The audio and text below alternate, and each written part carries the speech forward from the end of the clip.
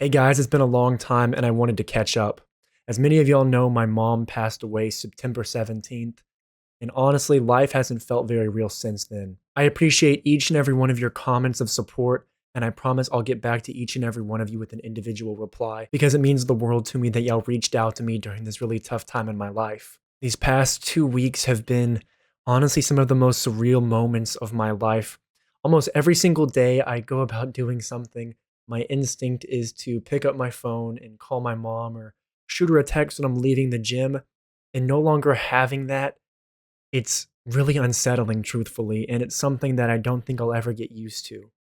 I've lived at home since graduating from college 2 years ago, and my mom and I spent almost every waking moment together outside of my, of course, work obligations and gym, and I fit some social time in too. But whenever her sickness progressed, particularly August 11th, that was when we got the terminal diagnosis, literally every single moment outside of the bare necessities of sleeping, I spent with her, and I'd do it all over again in a heartbeat, despite how tough it is.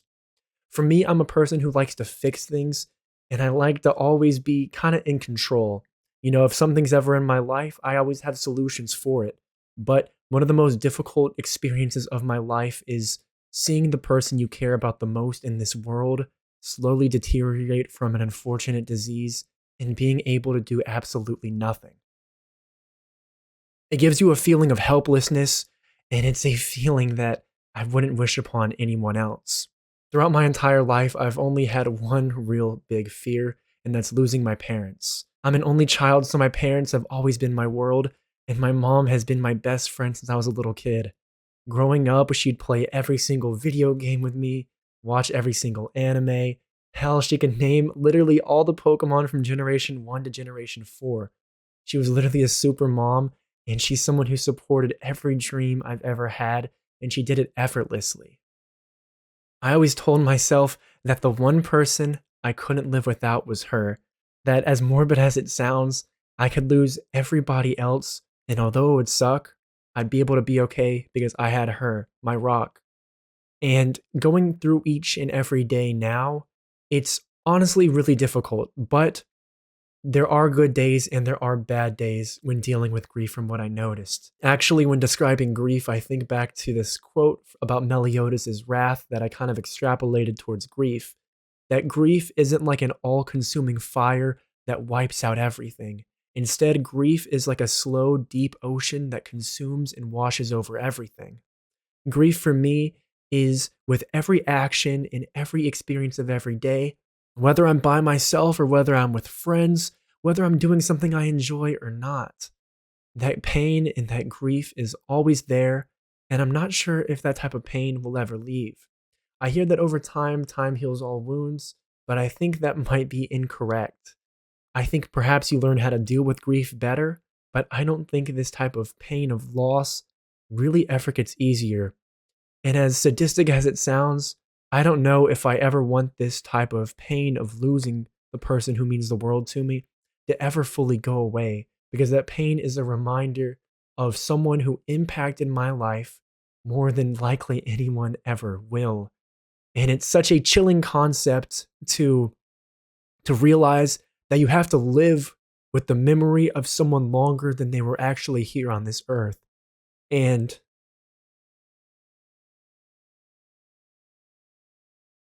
in this memory, this experience, having this person in my life, it's it's hard to be without them.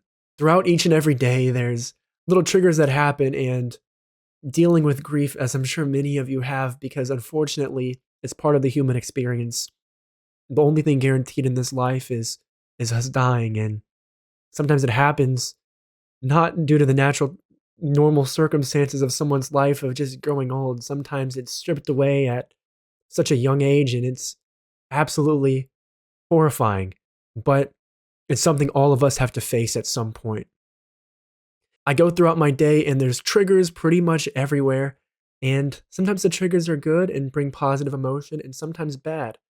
And I think it's just how grief goes, because the memory of someone and the things that remind you of them, they're so positive in nature. But it also possesses that dichotomy of sometimes it makes you really, really angry that this is the reality that, you're currently subjected to live the life without someone.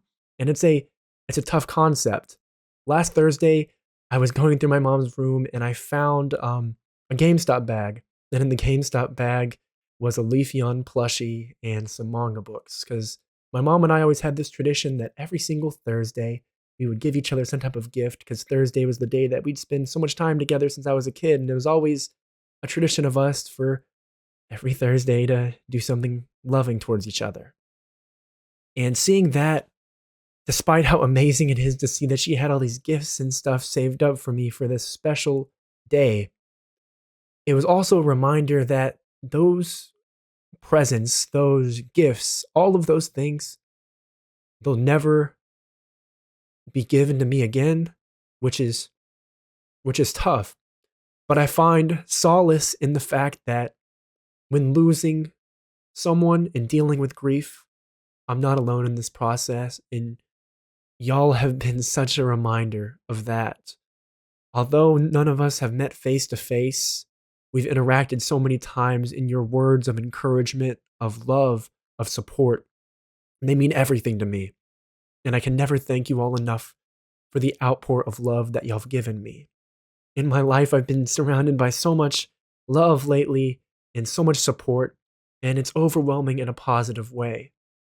But I'd be lying if I said that, whether at the funeral service that I spoke at, or perhaps at the reception, that I didn't look up into the crowd and expect my mom to be there watching the entire thing. And I'm sure she was watching the entire thing, just not in the physical world. Now that things have kind of quote unquote calmed down, family, friends, they've all come back to where they live. The service is over. I'm taking each day step by step to try to find a sense of normalcy again. Do all the things that I always did and find pleasure in the simplicity. And I think when grieving, it's important to do the little things. Try to get enough sleep, eat, because whenever you grieve, unfortunately, you lose a lot of weight because your appetite is gone. I want to get back to making videos because videos for me have always been so cathartic, and I love sharing my interactions with the story because throughout all points in my life when dealing with difficulty, I've fallen back on stories because stories, they transcend fiction because they touch on topics that are near and dear to all of us.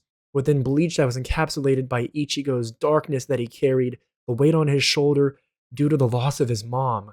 And at the time, my mom was sick, but there was a chance she could pull through. And in the back of my mind, I kept wondering if I would also follow a similar trajectory in the process of grief, of carrying a darkness, carrying this burden. But I find solace in the fact that through the story of Ichigo, we can see that these things can be overcome. Despair and grief can be overcome and dealt with in a positive way. And I'm sure to many people who don't love the same medium we love in terms of anime and manga, they may not understand that for a lot of us, these stories are more than stories. These stories they're a lifeline for the experiences we deal with each and every day. And it's a reminder to keep going despite how hard things go, to put one foot in front of the other, even when it feels like you're about to break down and it feels like your world is crumbling around you. If I've learned anything from my mom passing, it's that you should cherish each and every day because we are not promised to live forever. And at the end of the day, there is nothing more important than showing love and giving out love to those we care about.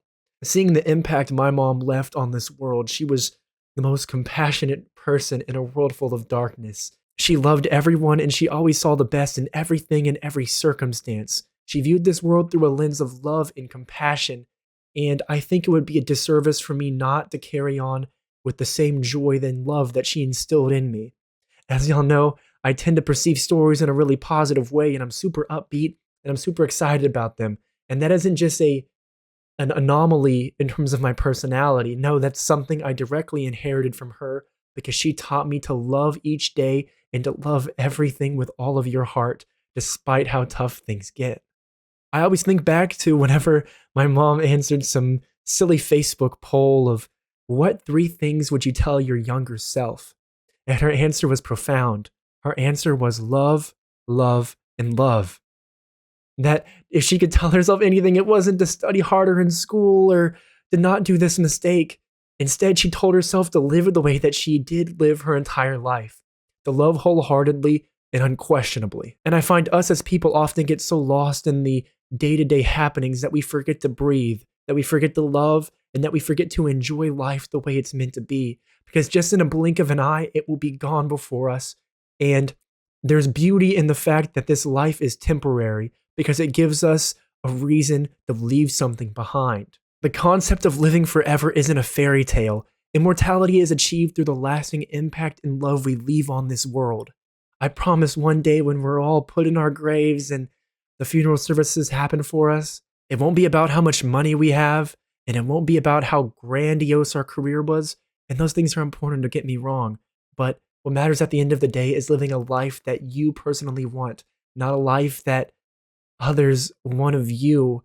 Instead, you should live your life happy and full of love and cherishing each and every day. When I considered making this video, it was a pretty tough thing for me to think about doing because whenever you open up your wounds and your scars and these things you deal with personally, it leaves you vulnerable. But I do hope in sharing this story and sharing the life of my mom and the impact she left on me, perhaps that one day, whenever you experience loss or if you've dealt with it, you can find solace in knowing that you're not alone and that your experience of grief isn't some type of linear path.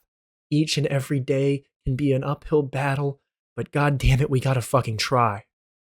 I know this video was kind of all over the place, but I really wanted to sit down and share my story and let y'all know that I appreciate you and I love you so much for all the support y'all have given. It means the world to me. And I promise that if y'all ever go through anything similar or ever need someone to talk to, my DMs are open on Twitter at all times, and I promise I'll respond. You're never alone, despite how tough things get. If I could ask one thing of you all today, it would be to tell those you care about that you love them. And if you live with your parents or your parents are nearby, please hug your moms extra tight for me. Because I promise one day when they're gone, you'll wish you had one more hug, one more smile, one more I love you. Stay strong, my friends. Love each day, and I promise I'll be back very soon.